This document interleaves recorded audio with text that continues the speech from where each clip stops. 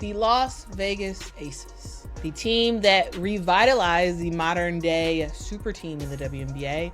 They went from dominating the league, winning back-to-back championships, literally having teams craft their roster in order to beat the Aces, is now the team that did not live up to expectations this year, and is a team that's one by one falling apart in front of our own very eyes. What if I told you that the Las Vegas Aces, the WNBA's most formidable team and the once undisputed queens of the court, are currently in danger of going out of business?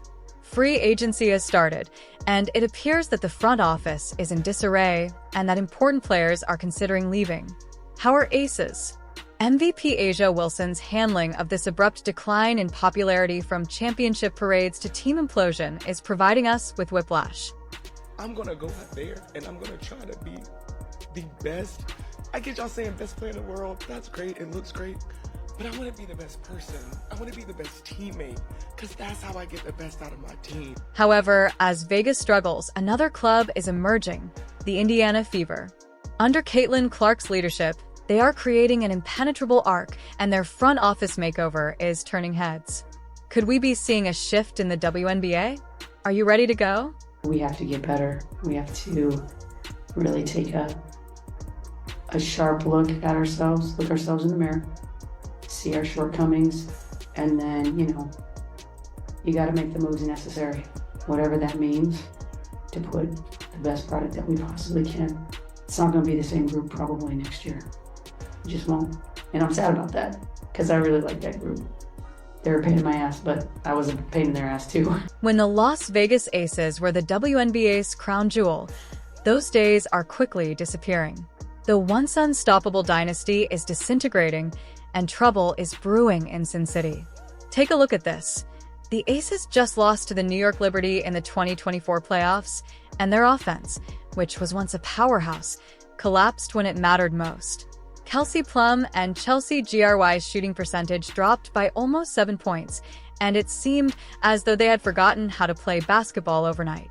Despite back-to-back championships and a deep playoff run this season, the Las Vegas Aces have fired general manager Natalie Williams. As their dismal season comes to an end, the real drama is starting to play out. The Aces ship is rapidly sinking, with important players jumping overboard left and right coach.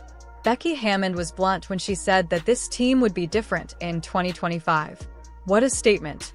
General manager, the front office is a ghost town. There has been a mass exodus of Natalie Williams senior staffers, and everyone is vying for the lifeboats. What is going on in their locker room? Like, this Aces team is falling apart. This is not a coach that I would want to play for. However, this is where things get juicy. The Aces gave her the core designation, but that's like using a paper towel to stop a torrent. Kelsey Plum, their expert sharpshooter, is watching the escape word and has the Golden State Valkyries in her sights. It appears that money cannot purchase team loyalty since, despite the fact that the Aces are offering Plum a supermax contract for about $250,000 for the 2025 season, she still has one foot out the door. We talked a lot of smack last year. I'm sure they heard it, and they got to smack us this year. So, for us, we will have a long off season. How could the powerful Aces have fallen so far so quickly? Could their own triumph have been their undoing? The glitz of Las Vegas, back-to-back championships, and a roster full of all-stars are enough to make anyone's head swim. But while they were busy enjoying their own glory, the rest of the league caught up. Now the Aces are learning the hard way that pride comes before the fall. Can they turn this ship around? Or is this the end of an era in Sin City?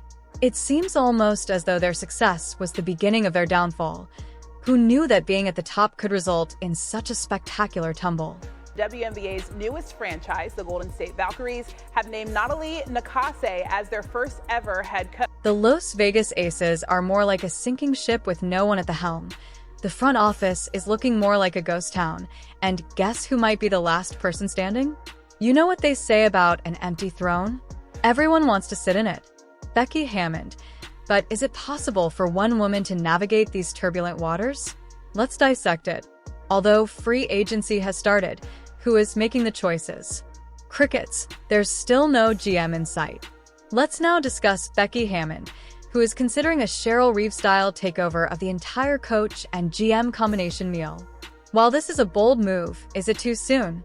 Hammon has already alluded to some significant changes, stating that we must examine ourselves critically, identify our inadequacies, and then take the appropriate action. It seems like someone is prepared to swab the decks. Chicago, as we just said, has Tyler Marsh as their head coach. He was also an assistant for the Las Vegas Aces, so that's caused a lot of back and forth because they've had two now assistant coaches leave. Natalie Nakase is now the head coach of the Valkyries. The twist is that her former assistants are jumping ship while Hammond may be preparing for a one-woman crew. As the first Asian American head coach in WNBA history, Natalie Nakase is making waves with the Golden State Valkyries. Tyler Marsh, on the other hand, is now facing the turbulent waters of the Chicago Skis drama. He has gone from having it easy in Vegas to negotiating a locker room that is more mutiny on the bounty than dream team with tension. So Marsh has his work cut out for him. We don't have it every year. It's not the way this works. You don't get to flip a switch. It's the beautiful thing about sports, actually. The work and the commitment and the buy-in and the play hard and the want to and the will always show up in the end. The Aces are taking on water back in Sin City, and there are still no reliable replacements for Hammon's top support. It's like watching a ship with just the captain remaining. You know it's going to crash, but you can't turn your head away from the rest of the league because they're circling like sharks that can smell blood in the water. This leadership vacuum is a huge hole in the hull that might end their dynasty sooner than you can say back-to-back. It's not just a minor leak for the Aces. Champions, they're doing everything they can to save their empire, but it's leaking more quickly than they can keep up. Will the AC's reign end up in the bottom of the sea, or will Hammon be able to repair the holes and keep this ship afloat? Age reminds me a lot of me. Like, it's not really about me. And she knows how her privilege has gotten her to that point. And also, like, she's good at basketball, obviously. But, like, she understands her privilege. It's like what pushes her over the top, in a sense. It reminds me a lot of you. Let's finally discuss Kelsey Plum, the razor-sharp shooting guard who has been dominating the scoreboard. In a pivotal game versus the Liberty, she played in a playoff game that was as chilly as a Vegas winter. Plum scored a pitiful 6 points on 2 of 9 shots, which is far less than her 17.8 points per game average during the regular season. With Plum entering free agency, you can guarantee that many teams will be vying for her services to get her away from Sin City after she recorded 4.2 assists and a nice 36.8% from beyond the arc. Seemed like A'ja Wilson was diminishing the accomplishments of players like Kelsey Plum and Paige Bueckers and someone who is her teammate. It felt like she was giving Kelsey Plum a backhanded compliment. And a lot of people, Aces fans, WNBA fans, Kelsey Plum fans, across the board really had a problem with this video, and it really left a sour taste in their mouth. However, the drama doesn't end there. When assistant coach Tyler Marsh packed his bags to leave for Chicago, LeClark, the season forward who has been a pillar for the Aces, was experiencing the emotional toll of all this turmoil. What about Tiffany Hayes? The seasoned guard came out of retirement to pursue a ring with the Aces, but now that she is an unrestricted free agent and her future with the team is as uncertain as a rookie playing time. Will she stay for another chance at glory, or is it time to retire? Clark needed a day to grieve the loss. Moving on to the Las Vegas Aces, another big storyline in this draft was that Kate Martin was drafted to the Golden State Valkyries. Remember Kate Martin, the A's promising young player? The Golden State Valkyries now own her. She quickly packed her bags after being selected for the expansion draft, and within 48 hours of being selected, Martin was flying to San Francisco, ready to begin a new chapter in her life. The whole league has been pissed off for the last 8 months, and my players are in commercials and this and that and being freaking celebrities, and you get distracted. However, this is what has everyone talking the most. Becky Hammon has been making crude jabs at her own players, accusing them of being more concerned with their Instagram following than their percentage of free throws. The once mighty Aces are playing a high-stakes game of musical chairs, and when the music stops, they might find themselves without enough players to field a starting five. The A's locker room has quickly gone from championship champagne to sour grapes, and it's anyone's guess how they'll recover from this mess. It would seem as though she is attempting to coach a team of influencers rather than ballers. The WNBA suspends Becky Hammon for 2 games. They lose a first-round pick in 2025 because Derek Hampy says she was bullied for being pregnant, body shamed, just really harassed because of her pregnancy. You believe that court drama's aces are messy. The aces are providing a different kind of entertainment, and it's not the kind you'd bet on. Let's be honest, the aces aren't just losing games. They're also leaking public goodwill at an alarming rate. It's as if they've chosen to pursue gold in scandal collecting rather than championships. Fasten your seatbelts, because their off-court antics make their game day issues look like child's play. This isn't just drama, it's a full-blown Las Vegas spectacle that threatens to eclipse their performance. But we would like to offer each of you individually a sponsorship for this year in the amount of $100,000.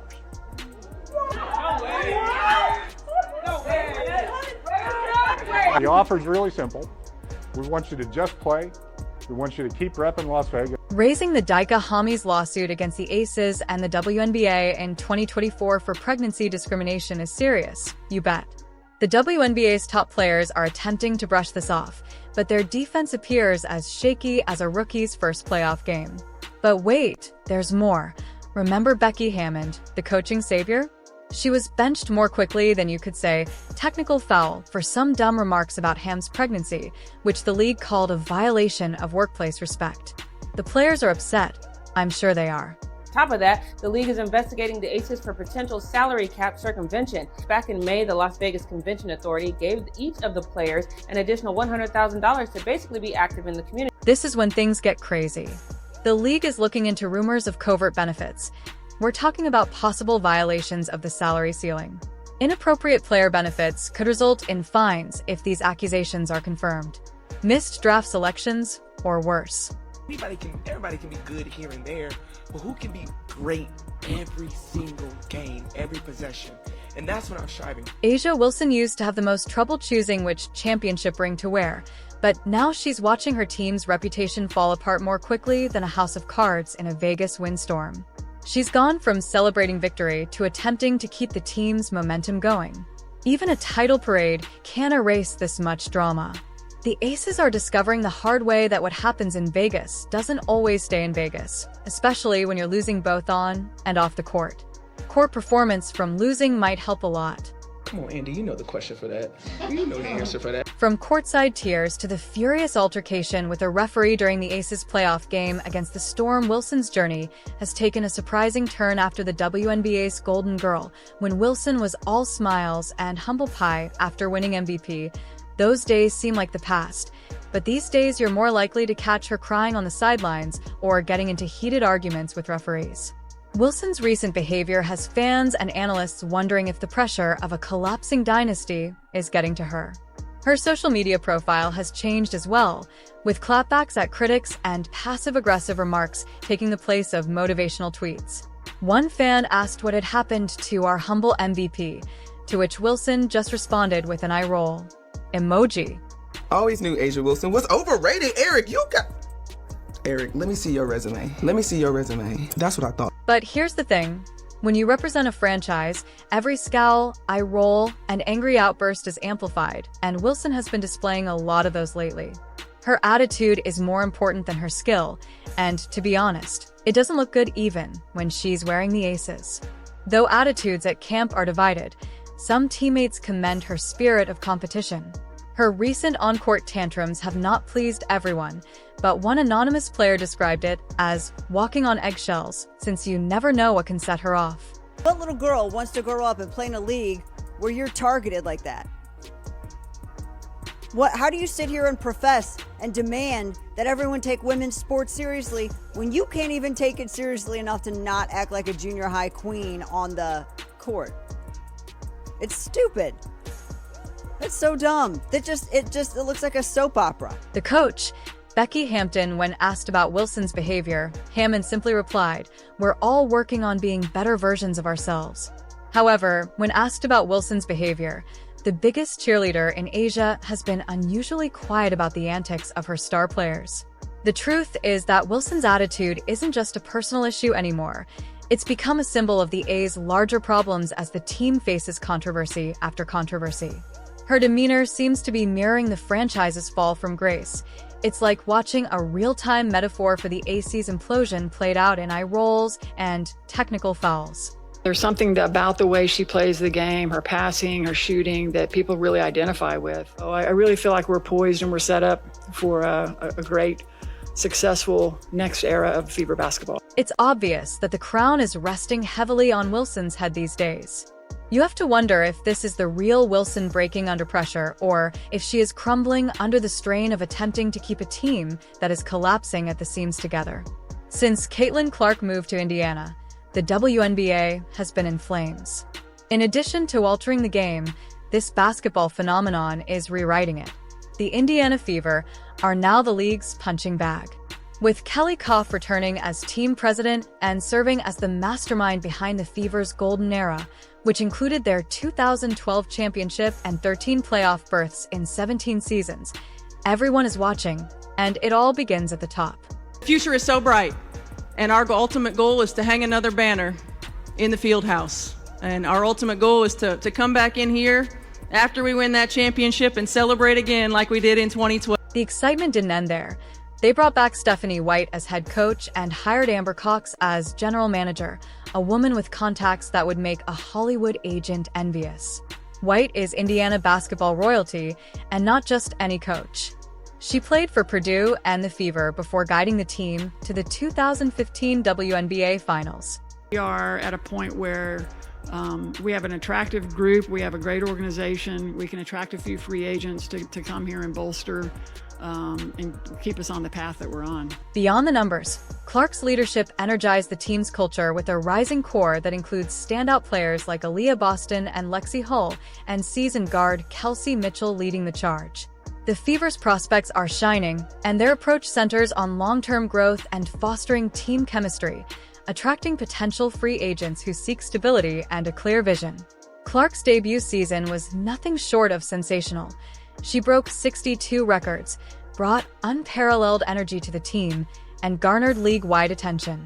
According to WNBA rumors, Clark's allure and Indiana's revamped front staff are making the Fever a top destination for top talent.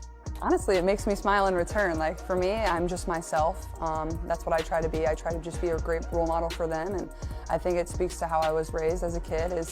I've loved every second of playing sports, but also my parents always preach there's so much more to life than just sport. The Fever is creating a culture that emphasizes player development and teamwork in addition to acquiring talent. When opposed to certain other clubs in the league that are dealing with controversy, Vel M and a winning mindset are like night and day. Get ready, WNBA. The Fever's rebuild isn't just about winning games. It's about transforming the league as a whole. They're demonstrating that you can turn a franchise around more quickly than you can say dynasty if you have the right leadership, the right culture, and a generational talent like Clark.